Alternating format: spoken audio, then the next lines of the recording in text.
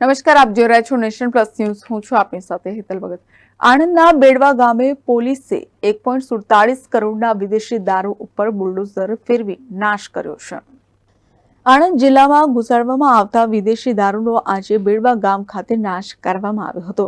Anand town, Anand rural, Vasad, Khambholaj, Bhalej, Umreth અને વિદ્યાનગર પોલીસે ઝડપાયેલ દારૂનો પ્રાંત અધિકારી અને ડીવાયએસપી જે.એન. પંચાલની હાજરીમાં વિવિધ બ્રાન્ડની બોટલો ઉપર બુલડોઝર ફેરવી નાશ કરાયો હતો, જેમાં કુલ 161 ગુનામાં ઝડપાયેલ વિદેશી દારૂનો નાશ કરાયો હતો. આજે આપણે અહીંયા ટોટલ 7 પોલીસ સ્ટેશન અને આણંદ રેલવે પોલીસ સ્ટેશન કુલ 141 ગુના દ્વારા જેટલો પણ દારૂ જપ્ત થયો છે તેમાંથી કુલ 85,000થી વધારે દારૂની બોટલ અને કુલ 1,47,00,000 જેટલા રકમનો મુદ્દામાલનો નષ્ટ કરી રહ્યા છે.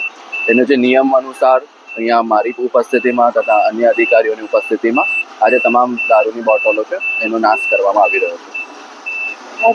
ટોટલ કેટલા રૂપિયાનો દારૂનો નાશ કરવામાં આવ્યો છે? 1,47,00,000ની આસપાસનો માલ છે. અને દારૂની બોટલો ટોટલ નામ કેટલી હતી? ટોટલ 85,000થી ઉપરની બોટલો છે.